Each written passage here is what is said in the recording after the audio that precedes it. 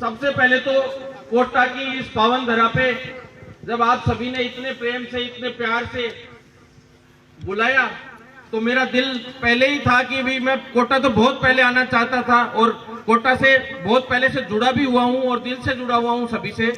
तो बहुत मन था कि कोटा जाऊं, लेकिन ये था कि भी यूनिटी का हमेशा चक्कर पड़ता था, आप सभी को ध्यान होगा, है ना।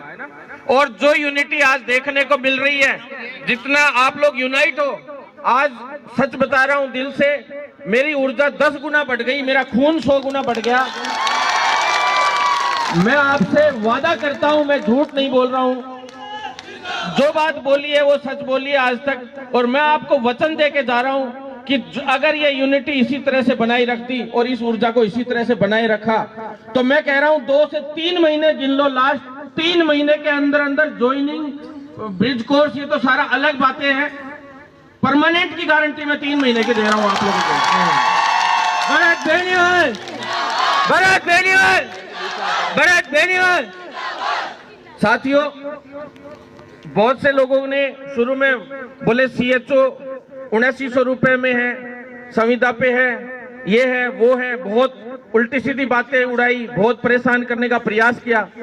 तब मैंने जवाब उस वक्त भी दिया था। और फिर जब CCH के 332 साथियों की जब ज्वाइनिंग हुई तो उसमें ऊपर स्पेशल लाइन डलवाई 25,000 प्लस इंसेंटिव की, ताकि आप लोग जवाब दे सको कि हम वो CHO हैं जिन CHO की वेतन और तनख्वाह अभी मानदेय जो है अभी वो डॉक्टर से भी ज्यादा, यानी 39,500 रुपए अभी डॉक्टर्स का है, कोविड हेल्थ कंसल्टेंट वाले में ध्यान है आपको, उनसे भी 500 रुपए आप लोगों की तनख्वाह ज्यादा है। बताओ काहे की संविदा है, काहे का दिक्कत है।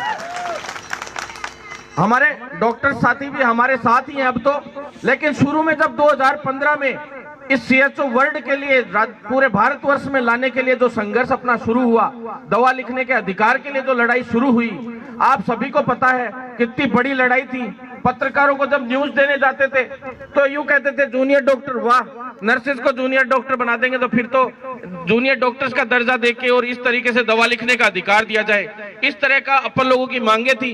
तो WHO में एक मैडम थी, सक्सेना मैडम, उनको भी मैं धन्यवाद देता हूं कि वो दिल्ली बैठती थी वहां निर्माण भवन में, और उन्होंने अपन को गाइड किया कि आप जो ये मांग कर रहे हो जूनियर डॉक्टर की, इसको इस तरह से करो कि भी 16 कंट्रीज में जो बेसिक दवाएं हैं उनको लिखने के लिए और डॉक्टर्स की कमी को दूर करने के लिए, स्पेशली जो एक तरीके से नर्सेज को ही कहीं पे 1 साल का कोर्स करवाया जाता है, कहीं पे 8 महीने का, कहीं 10 महीने का, कहीं 6 महीने का, और 2 कंट्रीज में तो सिर्फ 3 महीने का ब्रिज कोर्स करवाया जाता है। तो इस तरह का कोर्स करवा के उनको इसकी लायक बना के और फिर ब्रिज कोर्स का एक सिस्टम तैयार करके और फिर इसको लेके आया जाए। और उसी दौरान JP नड्डा जी थे केंद्रीय चिकित्सा मंत्री, और उन्होंने अपनी बात को पुरजोर तरीके से सुना। अपन लोग शहीद स्मारक जंतर मंतर पे धरने पे उस वक्त बैठे थे, तो जैसे ही अपना काम सफल होते दिखा डॉक्टर्स को, तो आप YouTube पे डाल लेना कि कितना बड़ा विरोध डॉक्टर्स ने किया था इस चीज का, बहुत बड़ा विरोध किया। हम यहाँ बैठे थे, सामने डॉक्टर्स आके बैठ गए। उसमें उस वक्त उन्होंने केस मुकदमे भी दर्ज कराने की कोशिश की कि हमारे साथ बदतमीजी के भरत बेनीवाल ने किए वो। अब 2 साल लगातार मेरी दिल्ली भी वहां पे कोर्ट में पेशी पड़ी, बहुत प्रॉब्लम आई, भागदौड़ की, लेकिन उस पेशी का ये फायदा हुआ कि दिल्ली में हम और ज्यादा एक्टिव हो गए, और जब पेशी पे जाते थे तो निर्माण भवन भी जाने लग गए लगातार। और उसी का नतीजा है कि दिल्ली से आप बताओ कोई काम रुकता है क्या अपना? एक काम छोटा सा पेंडिंग चल रहा है, वो भी जल्दी हमारे साथियों ने कोर्ट में भी लगा रखा है, अपन लोगों ने भी कोर्ट में लगा रखा है, और जल्दी 80-20 का भी निर्णय बहुत जल्द आएगा। तो इसमें मुझे विश्वास है कि जो अपने लक्ष्मी बाइया ये भी सारी साथ देंगे पक्का। 50-50 तो हो ही जाना चाहिए, नहीं क्या? कोई दिक्कत थोड़ना है, आपको तो परमानेंट कराने की गारंटी, आप टेंशन मतलब साथ दो आप लोग। CHO तो बन ही गए अब, और एम्स के चक्कर में मेरे हिसाब से पढ़ने की, वैसे ज्यादातर एम्स वाले भी छोड़ के अब तो CHO आने लग गए, क्योंकि सबको अपना क्षेत्र अपना क्षेत्र अच्छा लगता है, सबको कोटा पसंद है कि नहीं है? कोटा रहने का मन करता होगा सभी का। तो एम्स दिल्ली में अगर जाते हैं तो एम्स दिल्ली में आप सभी को पता है कि वहाँ इतना पोल्यूशन, इतनी दिक्कतें, इतना ज्यादा वर्कलोड, तो हर कोई चाहता है कि भाई कैसे भी करके मैं तो पीछा छुटा के और सीएचओ ज्वाइन कर लूं। ये हालत चल रही है ना।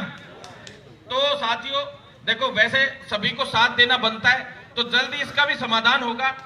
जो प्रोफेशन से जुड़े हुए जितनी भी नेगेटिव चीजें चल रही हैं, मैं आपको झूठ नहीं बोल रहा, सभी लोग इतनी मजबूती से एकजुट है। और इसी तरह से जो एक क्रांति मार्च चल रहा है, सभी ने मेरे को कहा कि स्वागत करना चाहते हैं, स्वागत करना चाहते हैं। तो साथियों मैंने प्लानिंग की कि चलो स्वागत तो चले जो चले, मेरे को मालाओं से, इन चीजों से मतलब नहीं है। माला तो उस दिन अपने आप ही पहनने लायक, स्वागत लायक हो जाऊंगा। मैं पूरी तरह से अपना स्वागत ही मान लूंगा जिस दिन मेरा प्रोफेशन पूरी तरह से मैं बदल के छोड़ दूंगा और पूरी तरह से हम लोग इस टारगेट में सफल हो जाएंगे।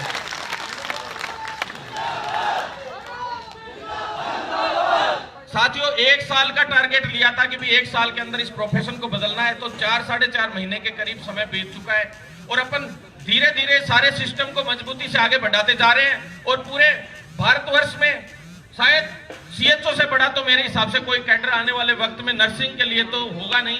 कल एक साथी ने स्टेटस भी लगा रखा था, आप लोगों ने देखा होगा। एक साथी, कई साथियों ने स्टेटस लगा रखे थे, उसमें वो एक जो मूवी है वो कौन सी मूवी है, मिर्जापुर, तो उसमें वो मुन्ना भाई मामला है। तो शुरू में तो बिल्कुल सीधे साधे तरीके से नॉर्मल स्टाफ नर्स ग्रेड 2 और फिर नर्सिंग ऑफिसर, और फिर जब सीएचओ वाला रोल, तो वो रोल कैसे पैदा हुआ? वो रोल भाई लोग तो ये कहते हैं, बोले भाई साहब आप बोले स्टाइल से ही पैदा हुआ है, जब आप एनएचएम में जाते हो तो ऐसे ही जाते हो। और फिर मैं तो ये और कहता हूं कि भैया तैयारी करनी है, तुम कई लोग नेतागिरी भी करते हैं फर्जी टाइप की, तो उनका इलाज करते हैं, तब उनको आगे से अभी ध्यान रखूंगा। उसी मुन्ना भाई स्टाइल में यही कहूंगा कि भाई अरे भैया यार नेतागिरी वेतागिरी में कुछ नहीं रखा, सीएचओ की तैयारी करो। आईएएस, जैसे वो आईएएस वाईएएस बनो उस मूवी में है ना, तो सीएचओ बीएचओ बनो, कुछ नहीं रखा इसमें। तो आप लोग तो चिंता मत करो, सभी साथियों को मजबूती से इसी तरह से आगे बढ़ाते रहेंगे। इस भर्ती में आप लोगों को संघर्ष का सभी को पता ही है, पता है ना, पूरे शुरू से।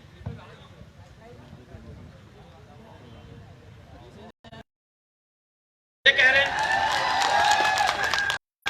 बीच में, यूं कह रहे हैं बीच में खड़े होके भाषण करें, तो सभी की डिमांड चल रही थी। तो मैं तो ये कह रहा हूं मैं बिना माइक भी भाषण दे सकता हूं, आपको पता ही है, क्योंकि शेर की तो दहाड़ ही काफी होती है, आपको पता है। 28 कर्मचारी इसमें सस्पेंड हुए, जिसमें समित शर्मा जैसा निःशुल्क दवा योजना का टॉप आईएएस, जिसकी सीएम के ओएसडी के लेवल की एक तवज्जो था, उसको सस्पेंड होना पड़ गया इस भर्ती में। शुरू में 2500 भर्तियां आई, उस वक्त भी मेरे वीडियो आए थे, देख लो आप। मैंने कहा था इतने तारीख से एग्जाम होगी, एसीपी के उसमें चढ़ गई धक्के, और लगातार ये भर्ती 1.5 साल बाद एसओजी और उसमें मुकदमा सल्टा। जैसे ही मुकदमा निपटते ही अपन ने आंदोलन किया और 10वें दिन इसकी विज्ञप्ति कराने में अपन लोग सफल रहे और 2310 पदों पे भर्ती आई।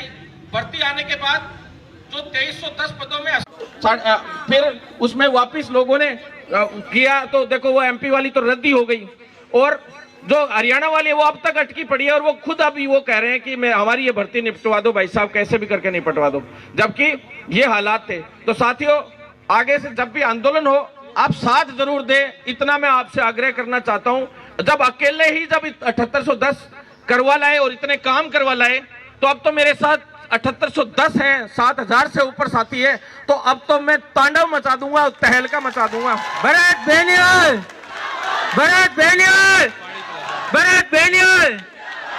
आज भी सुबह एक न्यूज़पेपर में न्यूज आई थी, ध्यान होगा, आज आई है बड़ी खबर, बहुत बड़ी पत्रिका में आज खबर आई है, 10,000 वाले इश्यू में है ना, 10,000 रुपए प्रति माह के हिसाब से।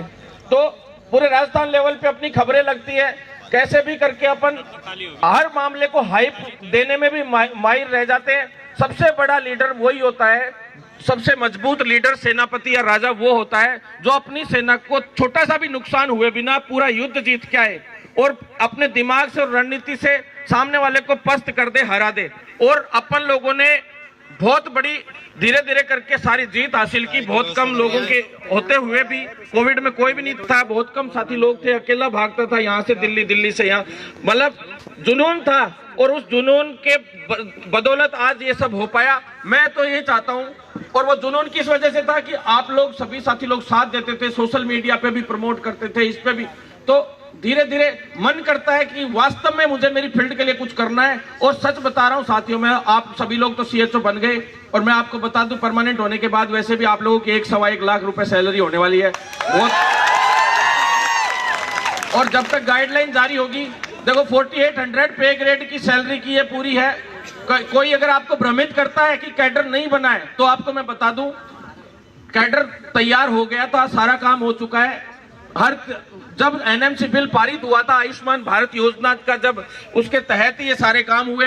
और बिल्कुल चिंता करने की जरूरत नहीं है। आने वाले वक्त में अगर इसी तरह से सारा मामला चलता रहा तो परमानेंट वाला अपन ने शुरुआत कर दी है इनडायरेक्टली रूप से। परमानेंट का कश्मीर के अंदर 4 जो पदों पे अभी कर्मचारी लगे, ध्यान है आपको, स्थायी कर्मचारी लगे। अपनी डिमांड थी 370 जब हटी, कश्मीर जो मांग रहा था वो मिल रहा था, तो पहले कश्मीर के अंदर संविदा पे भर्ती निकाली गई। हमने सतपाल मलिक जी से, जयपुर किसान सम्मेलन था उसमें आए थे, वो अपन मिले थे, पहले फेसबुक पे फोटो वगैरह सब कुछ पढ़िए, आप देख लेना। तो वहां मिले उनसे आग्रह किया कि साहब कोई भी संविदा पे भर्ती में कोई भी काम नहीं करना चाहेगा, AK-47 और बम के गोले चलते हैं यहाँ पे कश्मीर में, तो कम से कम कोई स्थायी भर्ती निकले।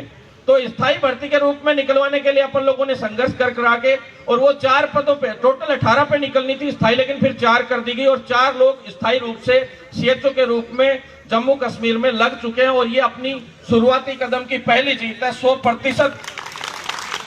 और इसी के आधार पे अपन चाह रहे थे कि किसी भी स्टेट